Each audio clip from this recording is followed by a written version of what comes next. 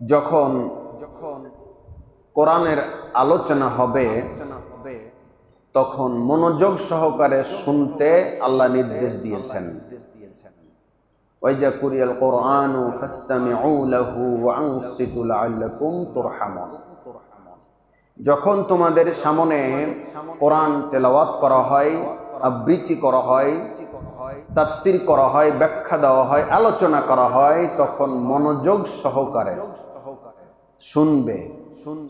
যদি মনোযোগ সহকারে শোনো তাহলে আমি আল্লাহ কথা দিচ্ছি লাআল্লাকুম তুরহামুন, আমার পক্ষ থেকে রহমত তোমাদের উপরে বর্ষণ করা হবে। বলেন সুবহানাল্লাহ।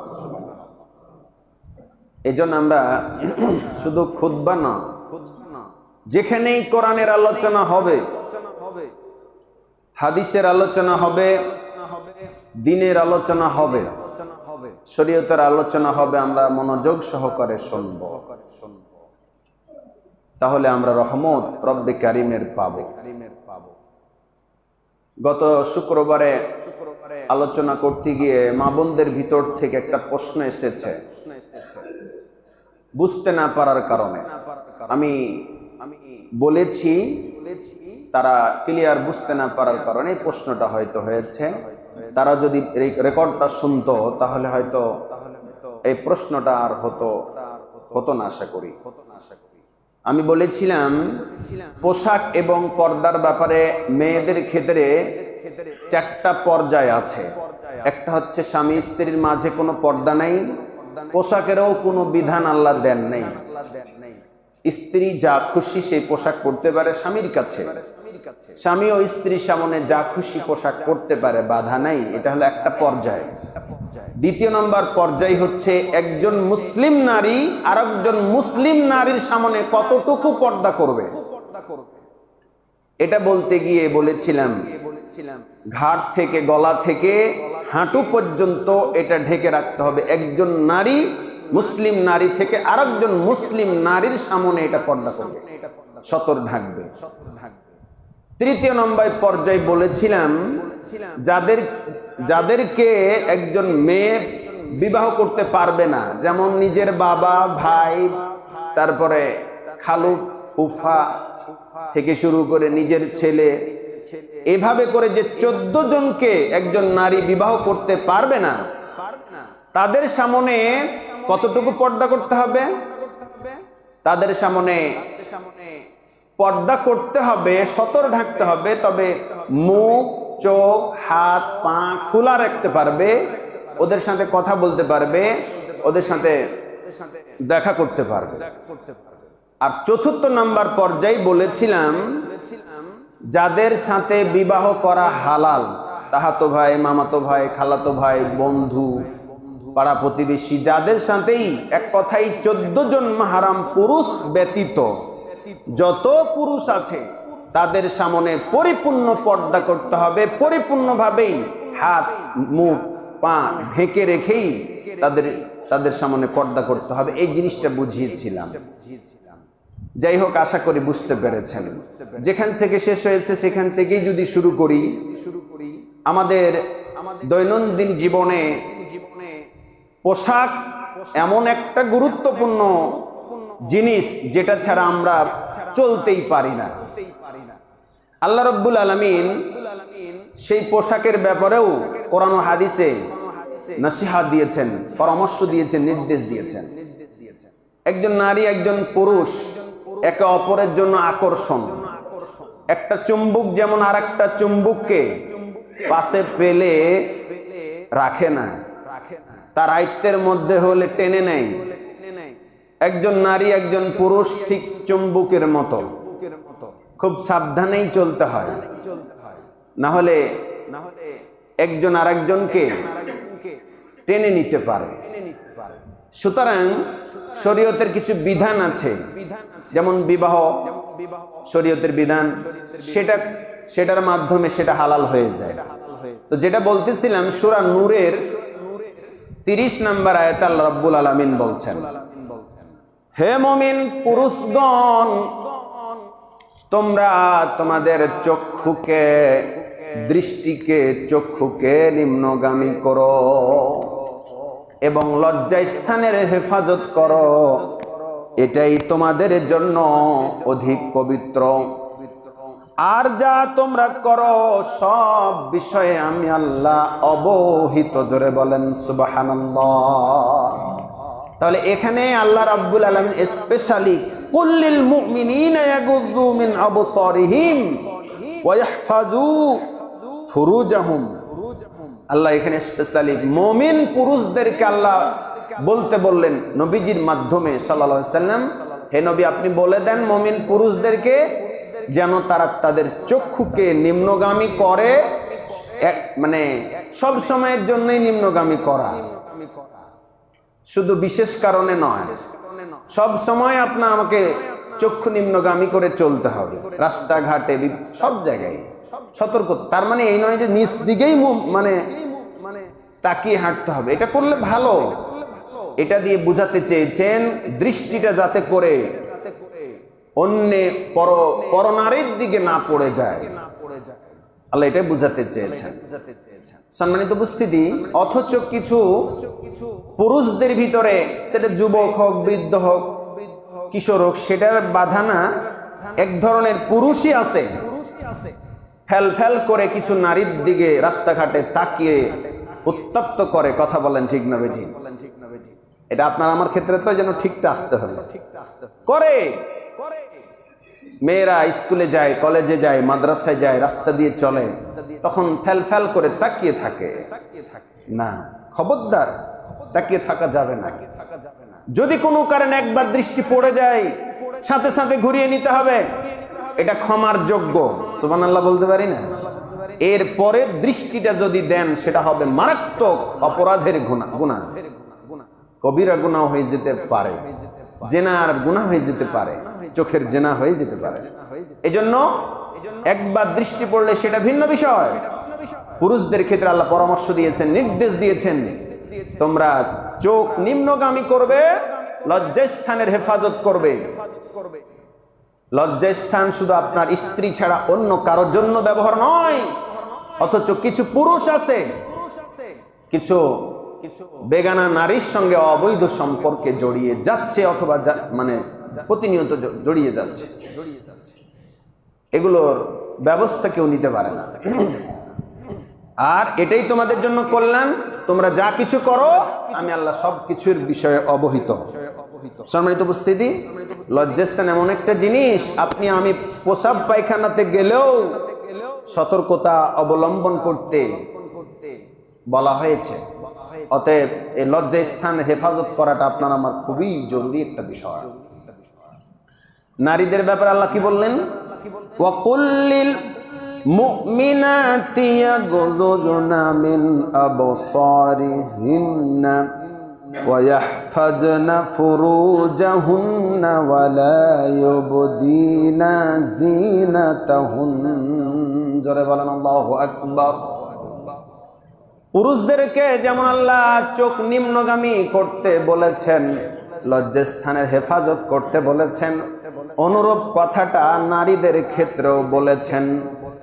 একটু আগে বললাম না, একজন পুরুষ একজন নারীর জন্য যেমন আকর্ষণ, ঠিক তেমনি একজন নারী একজন পুরুষের জন্য তেমনি আকর্ষণ। কথা বলেন ঠিক না ভাই? ঠিক। এই জন্য আল্লাহ বলে দিলেন তারপরেরই আয়াত, 31 নম্বর আয়াত সূরা নূরের, হে নবী আপনি মুমিনা নারীদেরকে বলে দেন তারাও যেন তাদের দৃষ্টিটা, তাদের চোখটা নিম্নগামী করে এবং তাদের লজ্জাস্থানের হেফাজত করে। এটুকু বলে আল্লাহ ক্ষান্ত হলেন না। ওই আয়াতটা লম্বা এবং বড় হওয়ার কারণে সময়ের দিকে লক্ষ্য রেখে শুধু অর্থটা বলছি। আল্লাহ রাব্বুল আলামিন পরক্ষণে বলতেছেন, তোমরা তোমাদের সৌন্দর্য অলংকার যেন প্রদর্শন না করে, নারীদের রূপ সৌন্দর্য অলংকার যেন যাত্রার সামনে প্রকাশ না করে। তাদের গ্রীবা ও বক্ষ দেশ যেন মাথা পেঁচানো বড় ওড়না বা চাদর দিয়ে ঢেকে নেয়। শুধু তাই নয়, তারা যেন তাদের স্বামী, পিতা, শ্বশুর, পুত্র, স্বামীর পুত্র, ভ্রাতা পুত্র, ভগ্নী পুত্র, আপন নারীগণ তাদের মালিকানাধীন দাসী। পুরুষদের ভিতরে যারা তাদের স্বামী এবং নারীগণদের গোপন অঙ্গ সম্বন্ধে এমন নাবালক বাচ্চা যারা নারীদের গোপন অঙ্গ সম্পর্কে তেমন কিছু বুঝে না, তাদের সামনে ব্যতীত অন্য কারো সামনে রূপ সৌন্দর্য অলংকার প্রদর্শন করা যাবে। কার কথা? আল্লাহ পাকের কথা। ওই যে 14 জনের কথাটাই এখানে বলা হচ্ছে। এই পুরুষগুলোর সামন ব্যতীত। আর হ্যাঁ, এমন নাবালক ছেলে যে নারীদের অঙ্গ সম্পর্কে কিছু বুঝে না, এত ছোট, সেটা তাহাতো ভাই হোক, মামাতো ভাই হোক, ছোট বাচ্চা যদি হয়, নাবালক, গোপন অঙ্গ সম্পর্কে তেমন ধারণা নেই, তার সামনে ততদিন করা যাবে, যখন বুঝে নিবে তখন আর করা যাবে না। তাহলে এই পুরুষগুলো ব্যতীত সবার সামনে রূপ সৌন্দর্য অলংকার আদি প্রদর্শন করা যাবে না। আল্লাহ বলছেন এটাই কল্যাণ যদি তোমরা সফল কাম হতে চাও। হে নারীরা, তোমরা যদি ইহকাল পরকালে সফল হতে চাও, তাহলে রূপ সৌন্দর্য অলংকার সবার সামনে প্রদর্শন করা যাবে না। সূরা নূরের 31 নম্বর আয়াত। কোরআনের এত সুন্দর আয়াত দলিল দেওয়ার পরও এক শ্রেণীর মানুষেরা, পুরুষেরা এবং নারীরা বলে বেড়ায় অথবা নিজেরাই পর্দাকে নিজের মতো বানিয়ে নিয়েছে, নিজের মতো করে বানিয়ে নিয়েছে। বলতেছে তারা নারীদের এমন কোনো পর্দা নাই, এমন কোনো বিশেষ কোনো বিধান নাই। এটাও বলে পুরুষ যেমন স্বাধীন, নারীরাও তেমন স্বাধীন। স্বাধীন বিষয়টা সব জায়গাতেই যুক্ত করা যাবে না। আমরা সবাই স্বাধীন, কিন্তু দুনিয়ায় আমাদেরকে একটা চলাফেরার একটা নিয়ম শৃঙ্খলা আল্লাহ দিয়েছেন, সীমারেখা দিয়েছেন। ওয়াল হাফিজু লিহুদুদিল্লাহ, মুমিনরা কখনো সীমা রেখা অতিক্রম করে না। বাংলাদেশের মানুষ বর্ডারের পাশে যেমন গেলে ওটাই তার শেষ সীমানা, ভিতরে ঢুকতে পারে না যতক্ষণ তার পাসপোর্ট, ভিসা, বৈধ কাগজপত্র না থাকে। ঠিক তেমন যেমন পার্শ্ববর্তী দেশে যাওয়া যায় না, অন্য কোনো দেশে যাওয়া যায় না বাংলাদেশের নাগরিক হওয়ার কারণে। অন্য দেশের নাগরিক যেমন বাংলাদেশে ঢুকতে পারে না, মুসলিম নারী পুরুষদের জন্য একটা সীমারেখার একটা এরিয়া দিয়ে দিয়েছেন। সেই এরিয়াটার নাম হচ্ছে মহাগ্রন্থ আল কোরআন। ওয়াল হাফিজু লিহুদুদিল্লাহ, ওই সীমারেখা কখনো অতিক্রম করবে না নারী এবং পুরুষ যারা মুমিন। সুতরাং স্বাধীনতা আল্লাহ আমাদেরকে দিয়েছেন, তবে এই নয় যে যা খুশি তাই করব। সম্মানিত উপস্থিতি, নারী এবং পুরুষের মধ্যে সবচেয়ে বেশি পাশ্চাত্য সভ্যতার অনুকরণটাই ঢুকে গেছে। যদি বলেন সেটা কি? ওই যে ইহুদি, খ্রিস্টান, মুশরিক নারীরা যেভাবে ব্যবহার করতে চায়, চলতে চায়, ফিরতে চায়, মুসলিম নারীদের ভিতরে এরকম একটা কালচার ঢুকে গেছে। সম্মানিত উপস্থিতি, শুধু কি তাই, সমাজের ভিতরে কিছু আল্লাহওয়ালা লোককেও দেখা যায়। সে হতে পারে ইমাম, মুয়াজ্জিন, মোড়ল, মাতাব্বর, মসজিদ কমিটির কেউ, অথবা হাজি, গাজী, মুন্না, মুন্সি। অনেকেই দেখা যায় নিজের দাড়ি ঠিক আছে সুন্নতি, টুপি ঠিক আছে সুন্নতি, জুব্বা পায়জামা পাঞ্জাবিও ঠিক আছে সুন্নতি, কিন্তু তার বউ, তার বোন অথবা তার মেয়ে পরিপূর্ণ পর্দা করে কিনা এই বিষয়টাকে গুরুত্বই দেয় না। কষ্ট হলেও সত্য কিনা কথা বলেন, জোরে বলেন, ঠিক না বেঠিক? বউ, বোন এবং তার মেয়ে পর্দা পরিপূর্ণ করে কিনা এটাও কিন্তু ভালো করে খেয়াল করে না। অথচ আল্লাহওয়ালা, দেখতেও আল্লাহওয়ালা, নামাজ কালাম সব ঠিক আছে। প্রিয় দ্বীনি মুসল্লিগণ, সম্মানিত হাজিরিন, সব ক্ষেত্রে আপনাকে পরিপূর্ণভাবে ইসলাম মানতে হবে। এই জায়গাতে যদি গ্যাপ থেকে যায়, আপনার বউ, আপনার বোন অথবা মেয়ে যদি পরিপূর্ণ পর্দার ঘাটতি থাকে, আপনার ইবাদত বান্দেগি কবুল হওয়ার আগে আপনার নামটা দায়ুসের কাতারে আল্লাহ লিখে দিবেন। নাউজুবিল্লাহ বলবো না, দায়ুস নামে, নামের তালিকা আপনার নামটা চলে যাবে। সম্মানিত উপস্থিতি, নারীরা কেন পর্দা করে না? যদি বলি নারীরা যদি পর্দা করে তাহলে কি তাদের স্বার্থের কোনো ক্ষতি হবে? অথবা তার অফিসে, আদালতে বা যে কোনো জায়গায় কাজ করতে কি কোনো আপত্তি আছে? শরীয়তে কি বাধা দিয়েছে যে সে চাকরি করতে পারবে না, অথবা অফিস করতে পারবে না, আদালত করতে পারবে না, এরকম বাধার নিষেধ কি আছে? পর্দা করলে কি এটা নিষেধ আছে? তেমনটা নেই। শুধু কি তাই, সামাজিকভাবে কিংবা পারিবারিকভাবে মর্যাদার কোনো হানি হয় কি? এটাও হয় না, কোনো দিকেই তার ত্রুটি নেই। যদিও বেসরকারি কিছু প্রতিষ্ঠান বা কিছু জায়গাতে বোরখা পর্দা করার কারণে দু একটা অঘটন ঘটেছে, এটা সরকারিভাবে যখন একটা সিস্টেম হয়ে যাবে, বাধ্যবাধকতা চলে আসলে আর সমস্যা থাকবে না। বলছিলাম, এই পরিপূর্ণ পর্দা করে অফিস, আদালত, চাকরি বাকরি, কোর্ট কাচারি, দুনিয়ার সব করতে পারবে নারীরা, কোনো আপত্তি নেই। পর্দার ভিতরে থেকে নারী সেক্টরে অনেক জায়গা খালি আছে বা দরকার আছে, যেখানে নারীরাই নারীদেরকে দিয়ে সমাধান করা সম্ভব। পরিপূর্ণ পর্দা করে ইসলামের অনেক কিছু করা যায়। যুদ্ধের ময়দানে নারীরা গিয়েছিল, পুরুষের পাশাপাশি নারীদেরকে সর্বত্র সহযোগিতা করবার জন্য নারীরা ভূমিকা পালন করেছে পর্দার সাথে। সুতরাং এভাবে যদি করে তাহলে তাদের সম্মান পাবে, সাথে সাথে আল্লাহ পাকের অফুরন্ত রহমত, বরকত তাদের উপরে নাজিল হবে।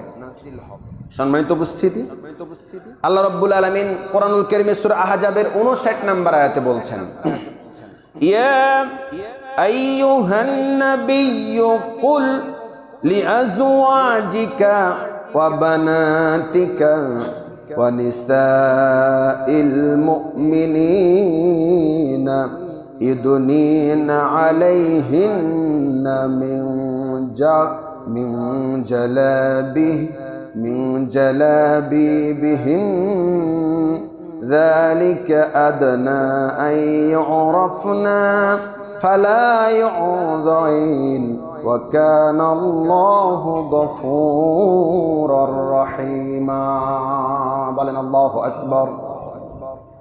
প্রিয় নবী, বিশ্ব নবী সাল্লাল্লাহু আলাইহি সাল্লামকে ডেকে আল্লাহ পাক ঘোষণা দিলেন, ওগো নবীজি, আপনি নিজেই আপনার স্ত্রীগণকে, আপনার মেয়েদেরকে এবং নারীদের ভিতরে যারা মুমিনা নারী তাদেরকে ডেকে বলে দেন তারা যেন তাদের জিলবারের চাদরের কিয়দংশ নিজের উপরে ঢেকে দেয়।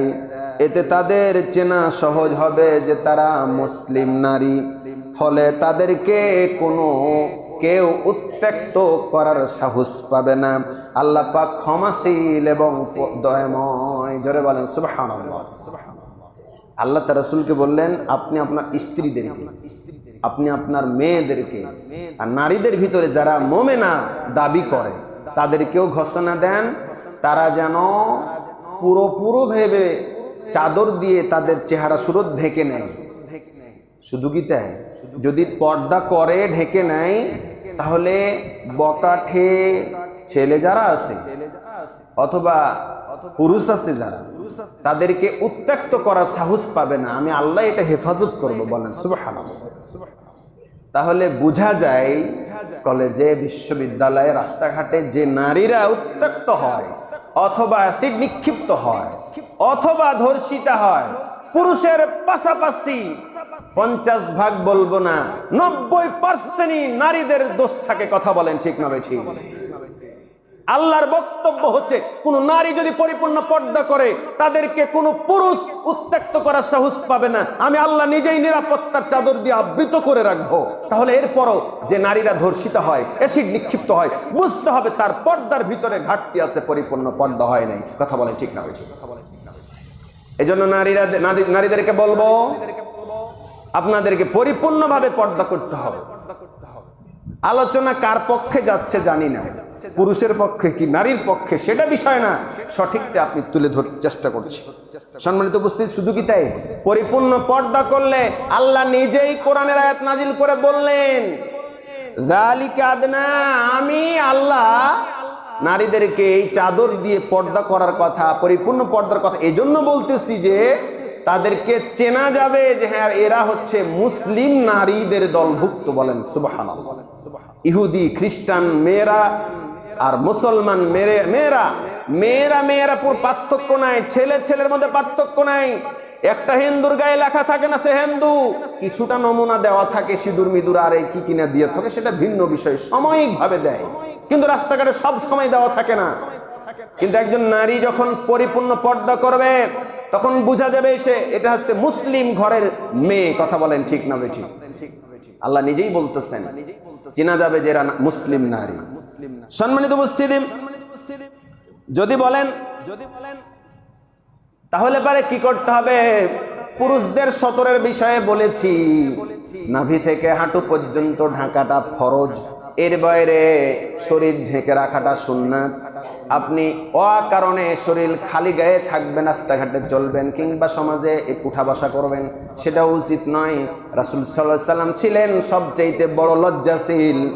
ক্ষুধার যন্ত্রণায় নবীজি কোনোদিন কাঁদে নাই। যখনই তার পরন থেকে পোশাকের কাপড়টা সরে গেছে, কোনো কারণে সরে গেছে, তখন বিশ্ব নবী ডুকরে ডুকরে কেঁদে উঠেছেন। বলেন সুবহানাল্লাহ। তার মানে পুরুষদের ক্ষেত্রেও বক্তব্য হলো চেষ্টা করতে হবে সমস্ত শরীর ভালো করে ঢেকে রাখা, নাভি থেকে হাঁটু পর্যন্ত কোনো মতেই খোলা যাবে না, পোশাক পায়খানা স্ত্রীর কাছে যাওয়া ব্যতীত।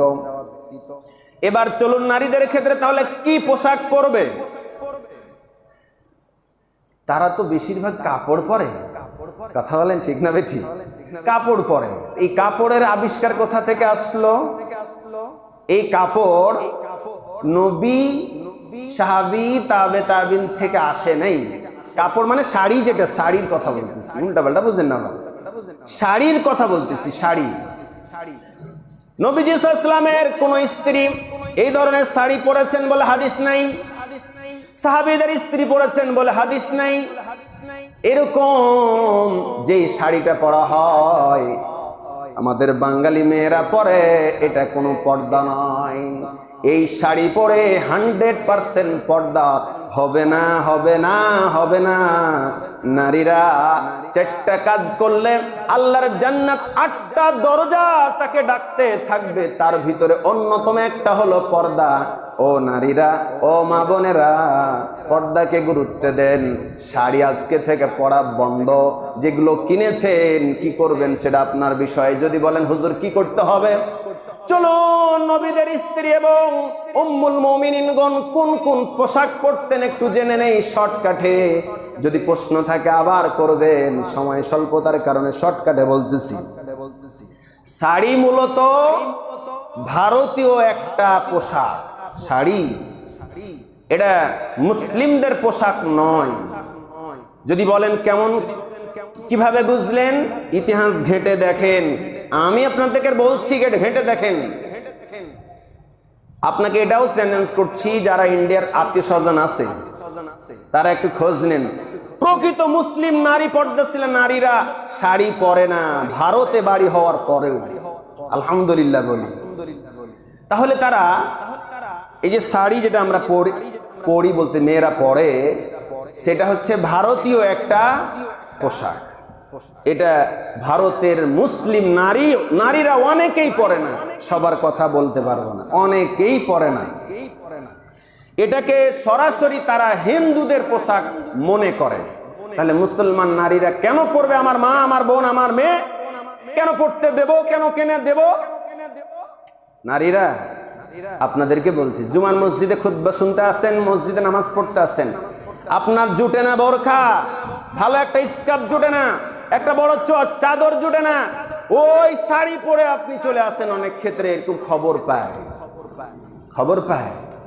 এটা পর্দা নয়। নামাজ যেমন ফরজ, আপনার শরীরের পর্দাটাও ফরজ। আসতে নিষেধ করছি না, পরিপূর্ণ পর্দা করে মসজিদে আসুন, আসতে বাধা নেই, আসুন পরিপূর্ণ পর্দা করে আসুন। তাহলে কি পোশাক পরবেন চলুন। সম্মানিত উপস্থিতি,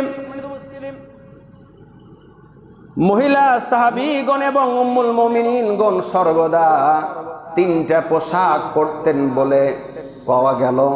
এক নাম্বার হলো ফুল হাতা, হাতটা হইতে হবে ফুল হাতা এবং পায়ের টাকনুর নিচ পর্যন্ত ঢাকা মেক্সি জাতীয় কাপড় পোশাক। মেক্সি জাতীয় পোশাক তারা সর্বদা পরতেন। মেক্সির মতো হাত হইতে হবে ফুল হাতা, পায়ের পাতা পর্যন্ত যেন ঢেকে যায়, এমন ভাবে তারা পোশাক পরবে মেক্সির মতো। দ্বিতীয় নাম্বার হলো ইজার, আরবিতে ইজার, বাংলাতে হলো ছায়া। এটা আমাদের মেয়েরা পরে, কোনো ক্ষেত্রে তারা আরেকটা জিনিস পরে পায়জামা জাতীয়, সেটাও জায়েজ আছে, সমস্যা নেই। তিন নাম্বার হলো বড় চাদরের মতো ওড়না। এই তিনটা জিনিস তাদেরকে পড়তে হবে। মহিলা সাহাবীগণ এবং উম্মুল মুমিনিনগণ তারা এটাই পড়তেন বলে ইতিহাসে পাওয়া গেছে। আর এটা বাড়িতে সব সময় পরবেন, এটা বাড়ির পোশাক। মেক্সি, ছায়া, ওড়না অথবা পায়জামা, এগুলো বাড়িতে পরার জন্য। যদি বাইরে যান তখন আর এগুলোই চলবে না, পরিপূর্ণ বোরখা, ঢিলা ঢালা বোরখা পরে বাইরে যেতে হবে। মুখ ঢেকে পরিপূর্ণ, হাত ঢেকে পরিপূর্ণ পর্দা করেই যাওয়ার দরকার আছে না নাই? জোরে বলেন আছে না নাই? তাহলে আপনার পর্দা হলো। যদি জাহান্নাম ভয় লাগে, পরকাল ভয় লাগে, তাহলে এই তিনটি পোশাকের সাথে আপনারা আলিঙ্গন করেন। বাকি পোশাকগুলোকে কি করবেন সেটা আপনাদের বিষয়। আমি বললাম আল্লাহকে ভয় করে আপনাদেরকে সতর্ক করলাম। আল্লাহ আমাদেরকে কবুল করুন। আলোচনা শেষের দিকে অনেক কথাই ছিল, আমরা সবসময় পরিপাটি থাকবো। রাসূল সাল্লাল্লাহু আলাইহি ওয়াসাল্লামের সামনে একজন উস্কো খুস্কো চুলওয়ালা কাপড়ওয়ালা একটা লোক এসেছেন। আল্লাহ রাসূল সাল্লাল্লাহু আলাইহি ওয়াসাল্লাম বললেন, তোমার কি পানিও জুটেনি যে পোশাকটা মানে পরিষ্কার করে পরবা? রাসূল সাল্লাল্লাহু আলাইহি ওয়াসাল্লাম নিজে ঘৃণা করতেন। পরিপাটি থাকতে হবে, পরিষ্কার পরিচ্ছন্ন থাকতে হবে। পরিষ্কার পরিচ্ছন্নতার ব্যাপারে আমাদেরকে বলা হয়েছে। টাকনুর উপরে কাপড় পরতে হবে, এটা পুরুষের জন্য বিধান। আর টাকনুর নিচে পড়া এটা মেয়েদের জন্য বিধান, অথচ উল্টে গেছে। বিশ্বাস করুন, টাকনুর নিচে কাপড় পরা যেমন মেয়েদের জন্য ফরজ, ঠিক তেমনি টাকনুর উপরে কাপড় পরাটা পুরুষের জন্য জাহান্নামে যাওয়ার কারণ। পুরুষেরা টাকনুর নিচে কাপড় পরবেন না। পরিশেষে কথা বলেই শেষ করতে চায়, অনেক কথা থেকে গেল। কিভাবে আমাদের সমাজ থেকে এই ধর্ষণ থেকে শুরু করে অকর্ম অশ্লীলতা দূর হবে, আর একটা পাঠ থেকে গেল, সময় নেই। শুধু একটু বলতে চাই, রাসূল সাল্লাল্লাহু আলাইহি ওয়াসাল্লামকে সাহাবীগণ কিভাবে অনুসরণ করতেন জানেন? পোশাকটা কোন কাটিং এ কাটতেন, সাহাবীরা ফলো করতেন। একটু বলেন না সুবহানাল্লাহ। কোন কাটিং এ পোশাকটা কাটতেন বিশ্বনবী সাল্লাল্লাহু আলাইহি ওয়াসাল্লাম, সেটাও ফলো করতেন। শুধু কি তাই, হাতের দৈর্ঘ্যটা কত লম্বা হবে বিশ্বনবী সাল্লাল্লাহু আলাইহি ওয়াসাল্লামের কাছে এটাও ফলো করতেন, অনুসরণ করতেন। শুধু তাই নাই, কোন ভান যে কাপড়টা পরতে হবে সেটাও সাহাবীগণ ফলো করতেন। বলেন না সুবহানাল্লাহ।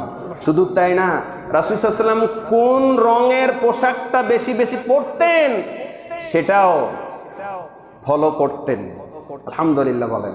সর্বশেষ জেনে খুশি হবেন, রাসূল সাল্লাল্লাহু আলাইহি ওয়াসাল্লামের বোতাম চিনেন তো?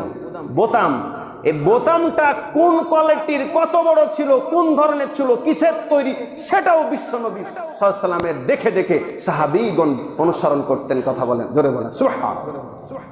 অতএব আল্লাহ রাসূলের আনুগত্যের ভিতরেই রয়েছে রহমত, বরকত। আল্লাহ আমাদেরকে বোঝার তৌফিক দান করুন, আমিন।